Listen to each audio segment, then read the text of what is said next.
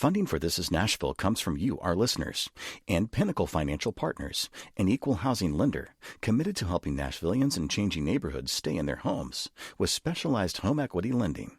Learn more at pnfp.com/home. I'm Khalil Ekulona, and this is Nashville. Spring is here. The cherry trees are blossoming, and Middle Tennessee wildlife is popping up all around us. On today's show, we're going to spend some time exploring our wildlife and these cycles of nature with author and New York Times columnist Margaret Renkl. Stay tuned for that later on in the hour. But first, it's Thursday, which means it's time for At Us, our weekly segment where we take time to read the comments so you don't have to. Don't forget to add us anytime on Twitter at This Is Nashville, on Instagram at This Is Nashville_WPLN, and at WPLN News on Facebook. Joining me now with a look back at the past week is our digital lead, Anna Gallegos-Cannon. Hey, Anna. Hey, Khalil.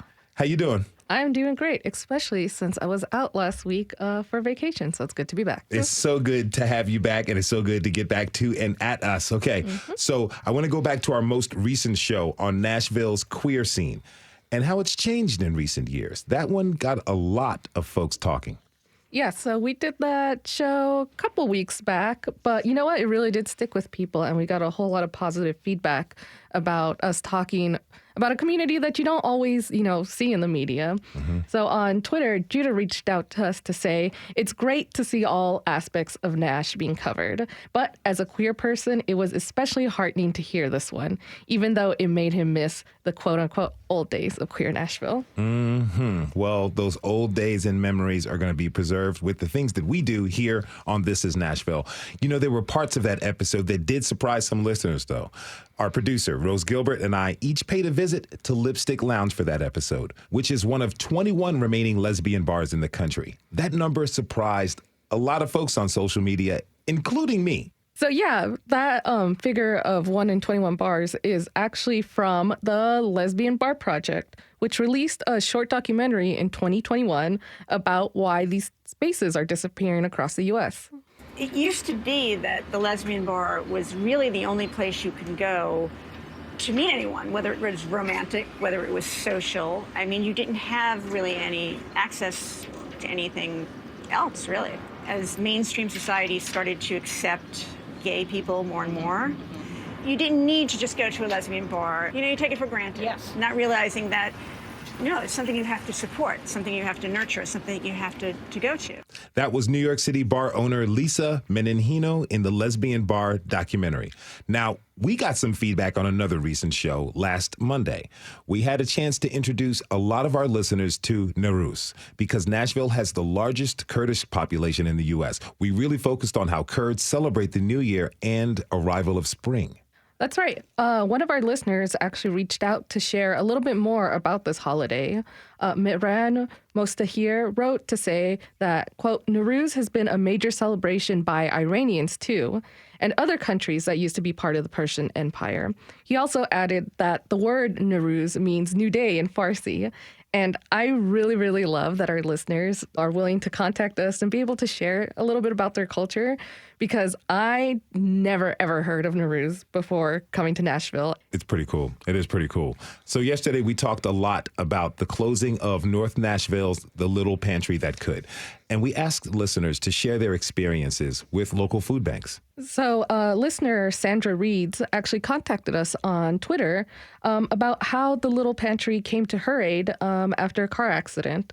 Sandra said it provided way more than just food. And she went on to say that the pantry had showers, washing machines, and it even went out of its way to teach people how to, perform CPR, intervene during drug overdoses, and how to set up insurance. Sandra called it a haven for all, and that no questions were asked, just kindness and understanding. True fellowship. It's such a loss, but for her, she said it was a wonderful memory.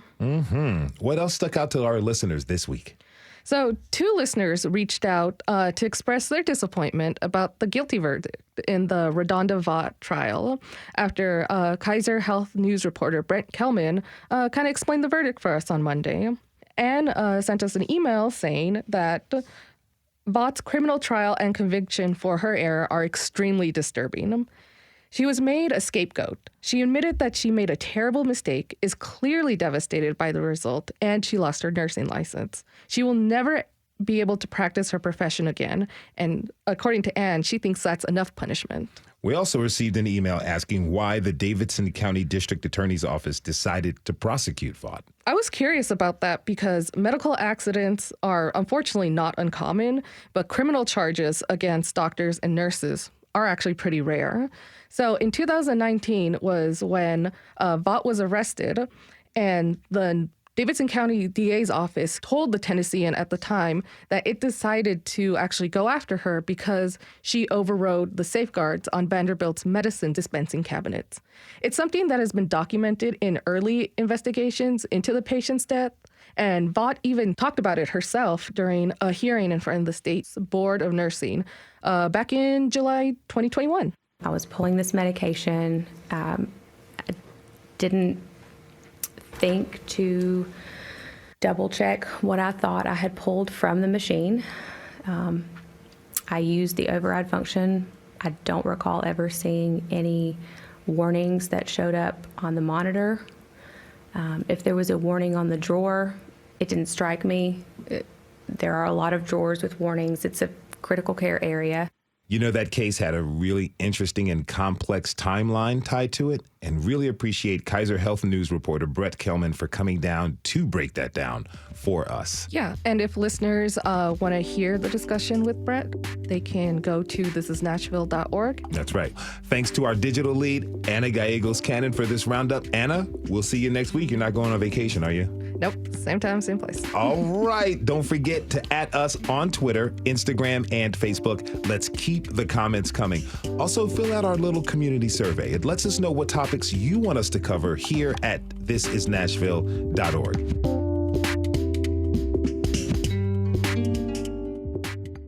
Funding for This Is Nashville comes from you, our listeners, and Music City Prep Clinic, Nashville-based provider for PrEP and offering comprehensive sexual health services in an environment designed to be safe, professional, and shame-free.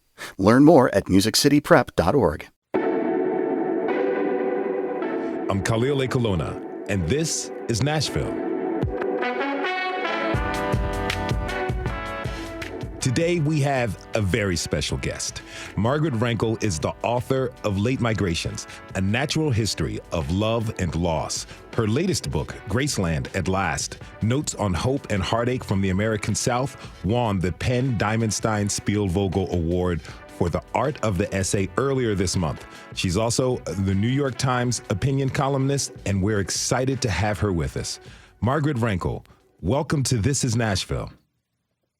Thanks so much for having me, Khalil. It's an honor to be here. Really an honor to speak with you. So, you know, this is my first spring here in Middle Tennessee.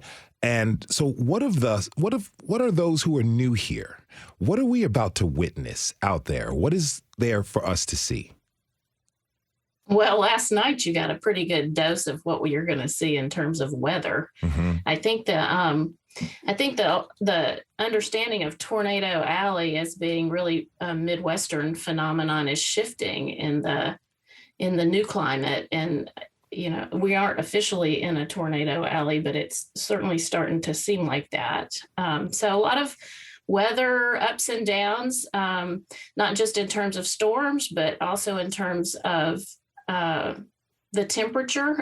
It was flat out hot yesterday, and now it's chilly and cold. And that's actually what we want. You know, the longer the spring spreads out, the more beautiful it is. Redbud trees and dogwoods and so many little spring wildflowers. If you go for a walk at Radnor Lake, or you go for a walk at Warner Parks or Shelby Bottoms, or any of the so many greenways we have in Nashville, you'll just see something different every single day.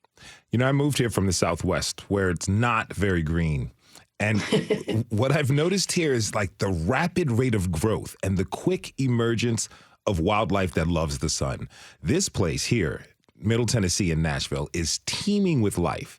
There is life in the desert, but you have to know where to look. Here, it's all around and a little bit intimidating, I might add. You know, what's your recommendation for taking it all in?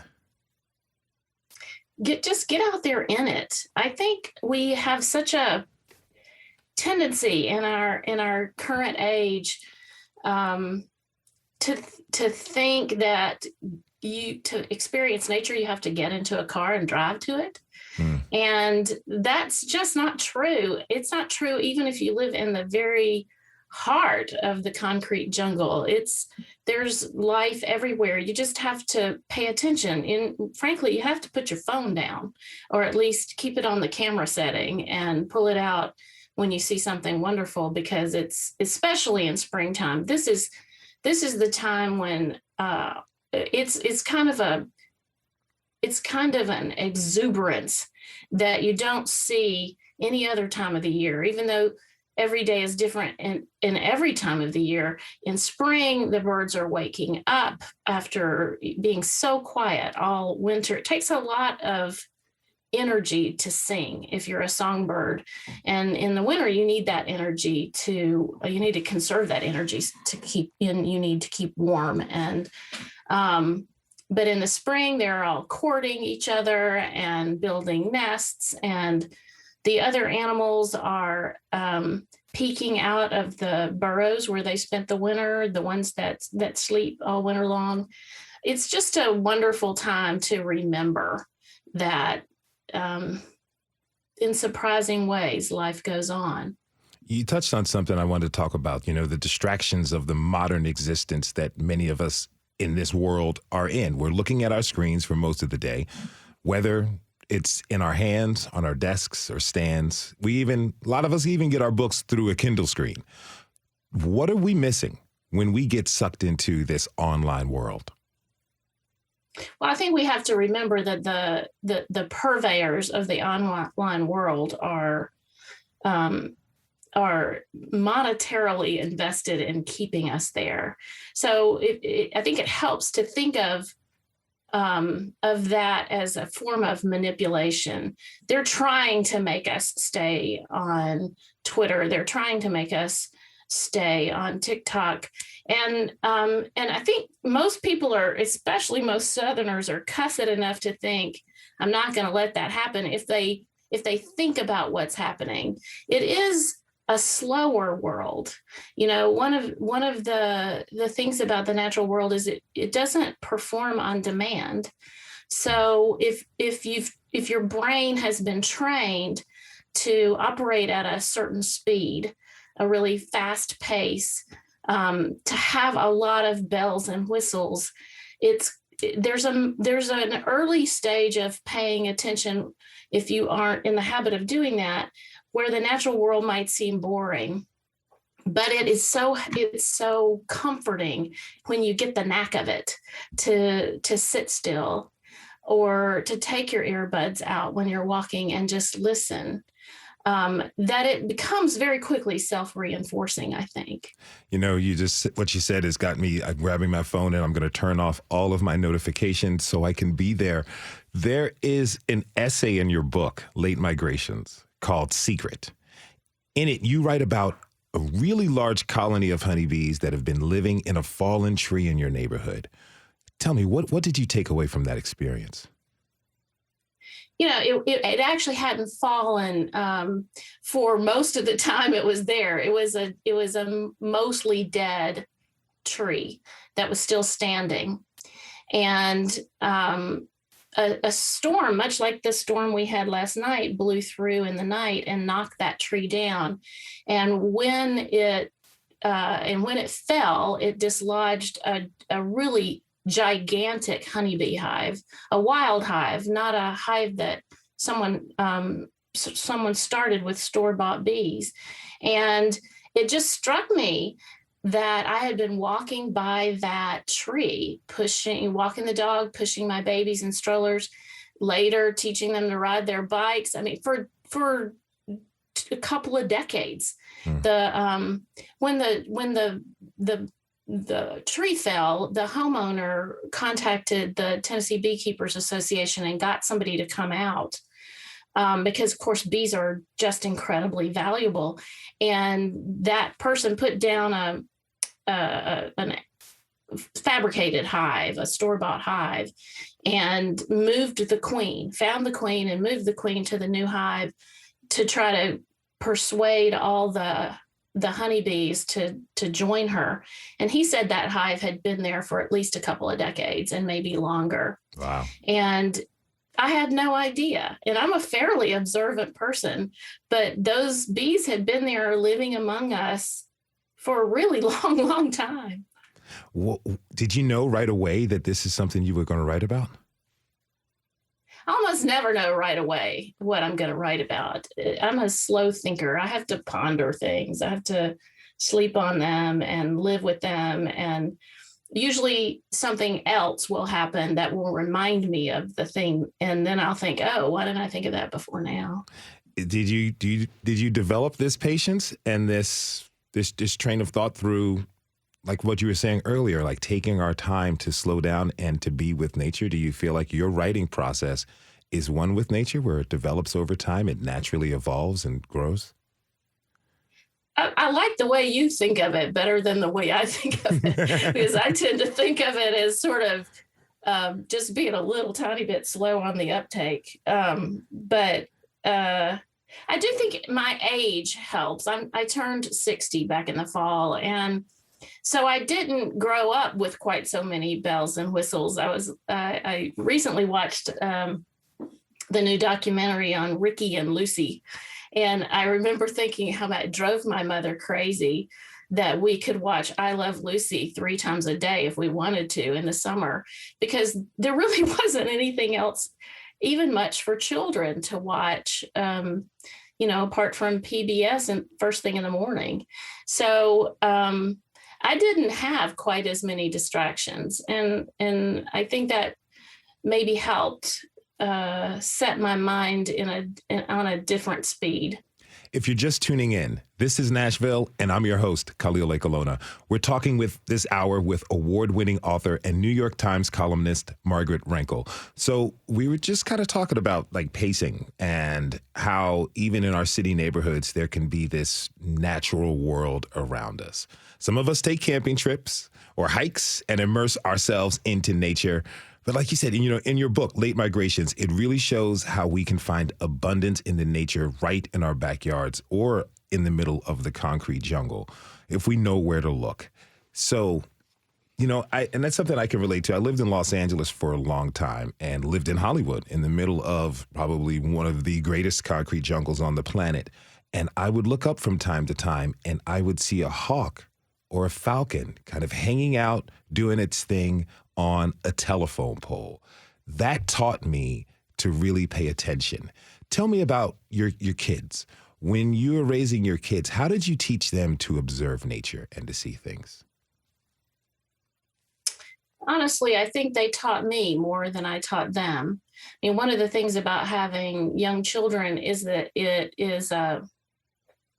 kind of gives you a little window straight into your own past, because things that you had forgotten, hadn't thought about in years, are suddenly the things your children are doing. And then that it becomes a self-reinforcing thing as well.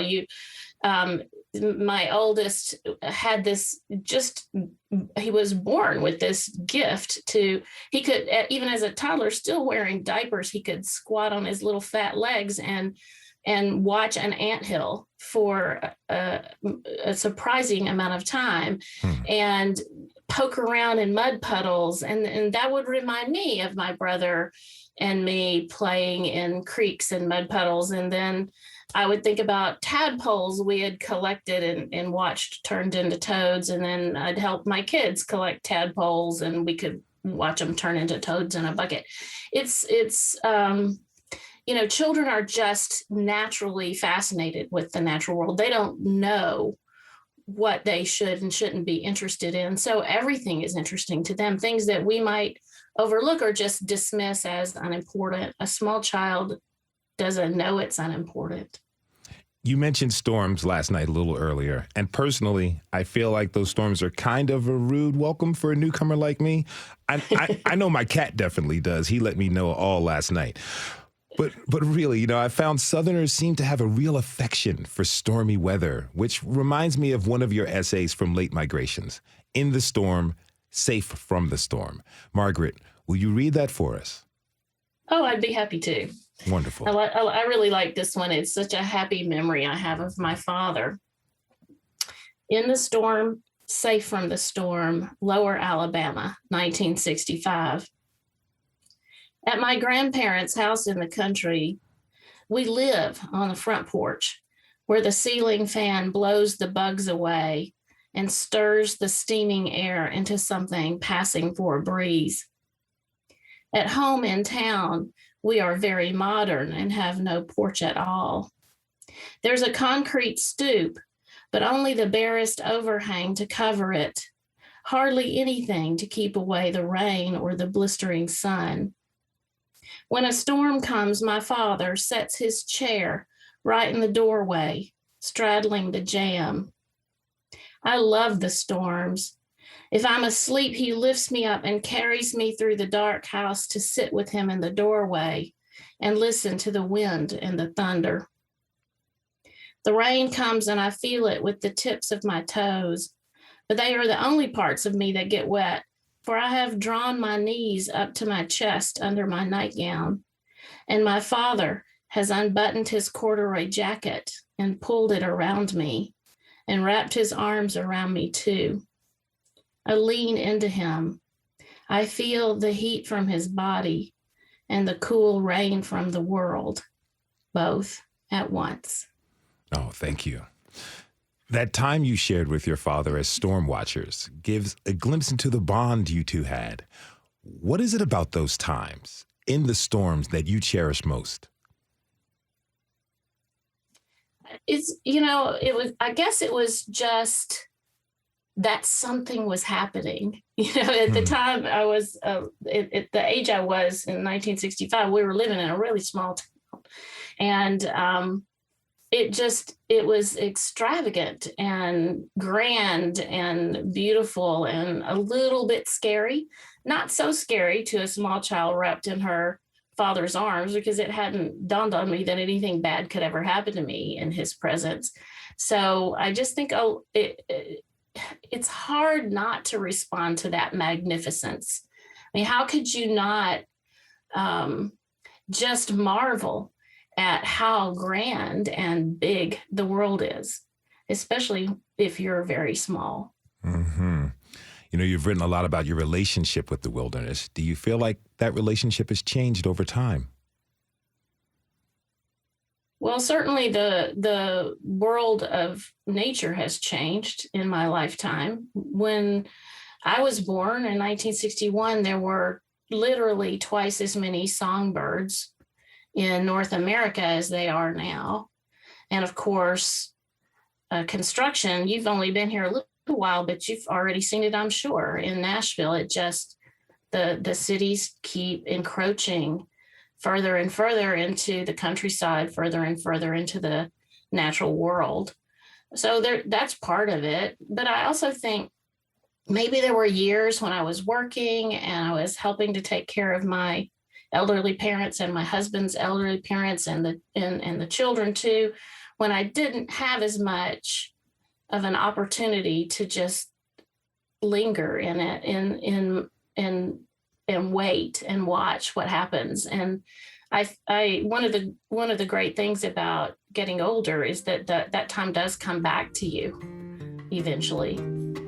That's acclaimed author and New York Times columnist Margaret Renkl. Margaret, stay with us.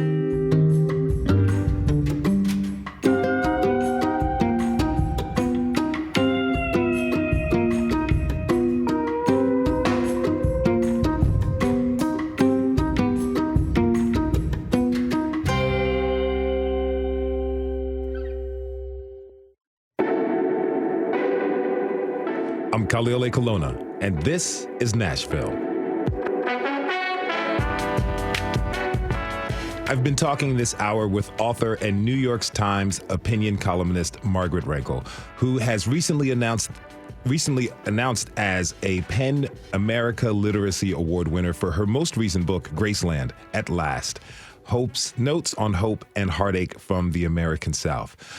Margaret, before the break, we were talking about your relationship with the wilderness and how, the wilderness and nature has changed over time and you're changing with it.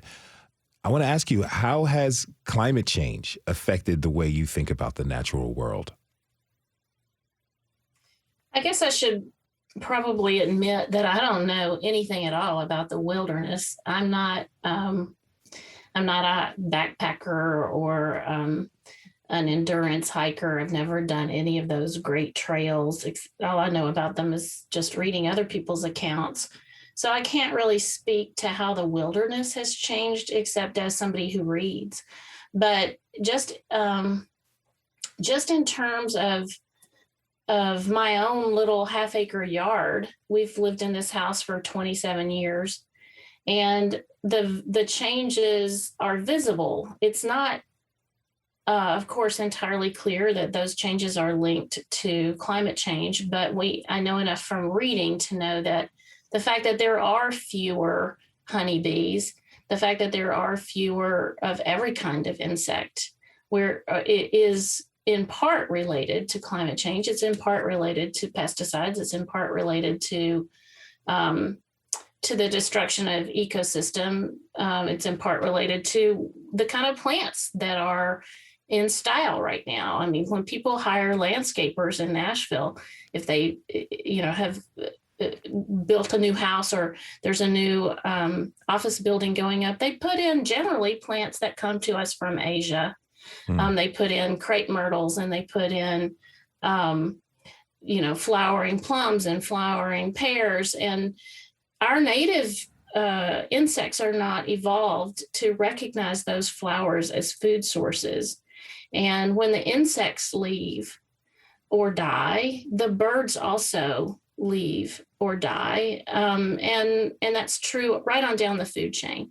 So it's impossible not to notice those changes. I have a whole bunch of bird feeders up in my yard, like a kind of an embarrassing amount of bird feeders. And there's just not nearly as many of our local residents taking part, and many, many fewer migrants passing through during the songbird migration. You wrote in one of your books, you have an essay that's called "The Things That I Knew at 6." And I may get it wrong, but I love what you were pointing out. You're like, a flower that is grown in the garden is beautiful. The same flower that happens to grow randomly in a field or in concrete is considered a weed and is pulled. And then, thinking about like these flowers, weeds that grow naturally here, and they're not being cultivated, they're not being proliferated here by folks in these new developments. It kind of, to me, it just feels like it's being part of what's natural here is being taken away for this new idea of what is beautiful. Does that reflect it? How does that hit you? I think that's it exactly.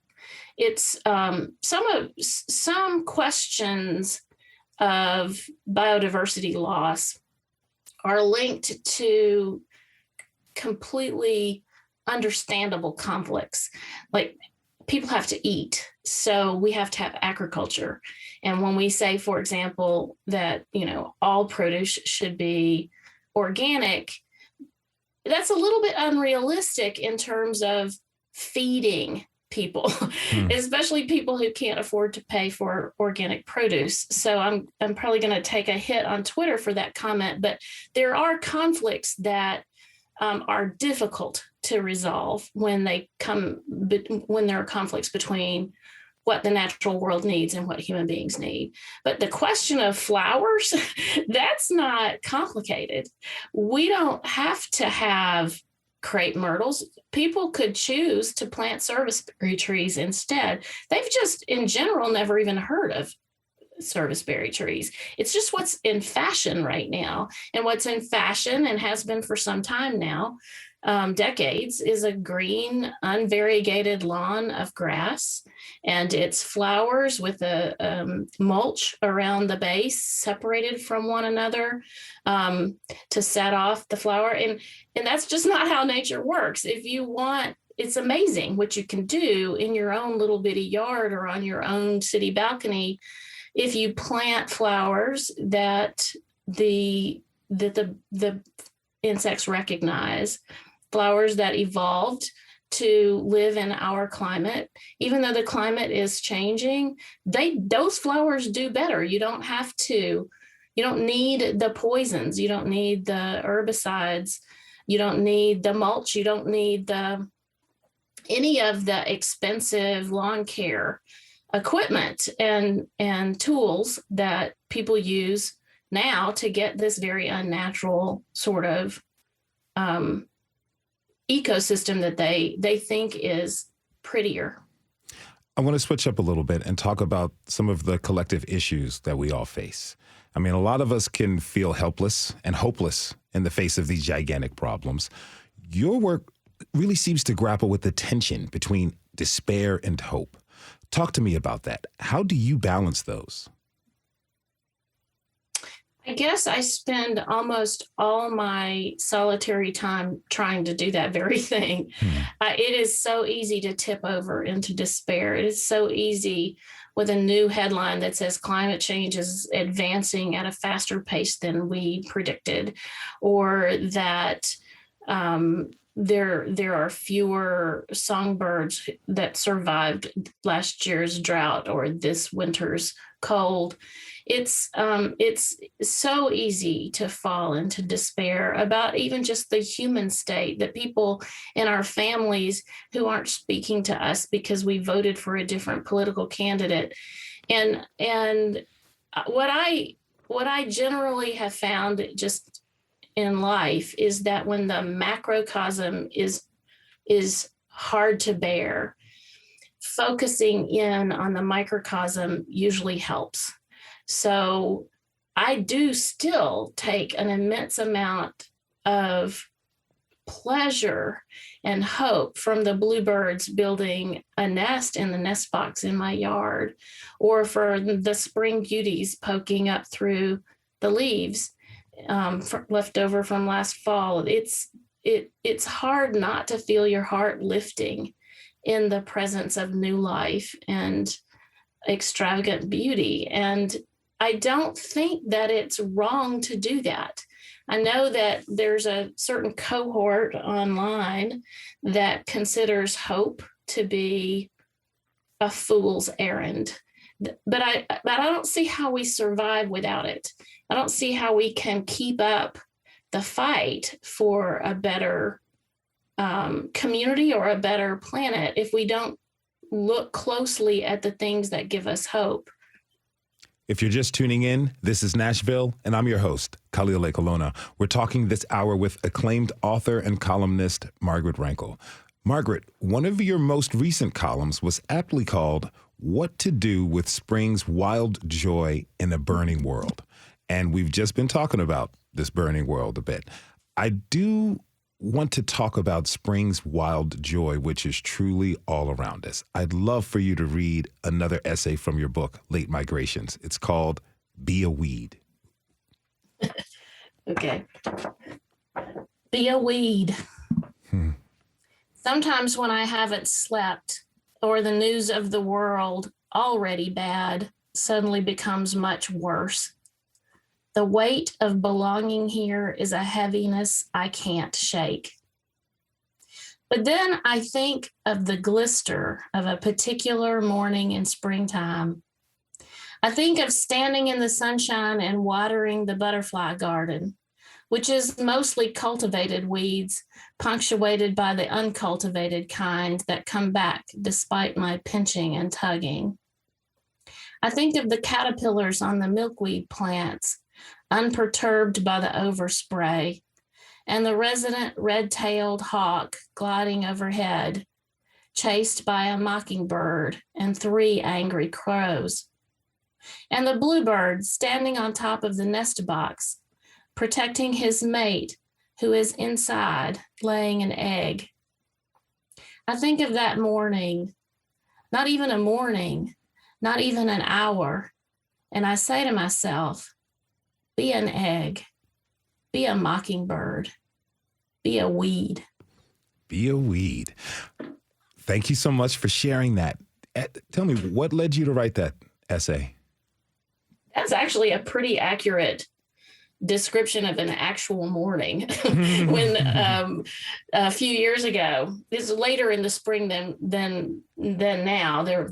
Most of the flowers in my butterfly garden are still sleeping. They're just beginning to poke out of the dirt. Long way from blooming, and of course we're a long way from having butterflies yet. But that's exactly what happened. It was a hard news day. I don't remember what happened, but it was a hard news day.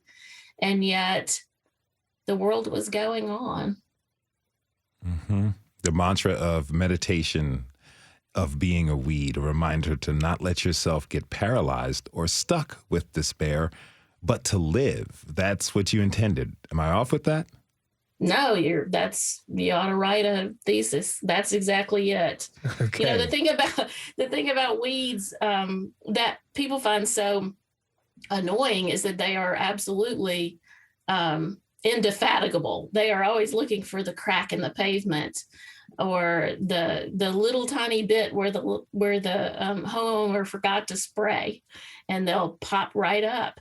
And the birds carry them. The birds carry them in, you know, when a bird eats a weed seed and then perches on a power line and poops, that often there'll be seeds that will land on fertile ground. I have a lot of my favorite flowers in this yard appeared because they were seeds that rode in on a wild animal's back or in a bird's digestive tract, and I look for them every year. Now they're well established. It's a wonderful gift. Often all you have to do to have a wildlife friendly yard is just to stop doing what you have been doing and let nature take its course. Nature definitely knows what it's doing. That's one thing I've. If we'll just get out of the way, it does. Yeah, yes. Yeah. You know, you're writing about grief. It feels so personal and powerful. I imagine it's taken a lot of time and care to process your own grief and find that place for the healing that our natural world brings. Tell me about that. It's one of the things I remember one time when I was in high school, and I can't remember how this subject came up, but I said very confidently to my father, well, nothing tragic is going to happen to me. I think when you're young, you think, you know, you feel impervious if you're lucky enough to grow up with people who love you and support you. But he just shook his head and he said, I hope you're right about that, but I don't think you will be. We all have tragedies in our lives. We all face terrible, terrible fears. And some of those fears are going to come to pass. It's not irrational to feel that way. And these days, the world itself, we have fears for. We're watching a war in which a nuclear armed, Russia is invading a country that posed no threat to it.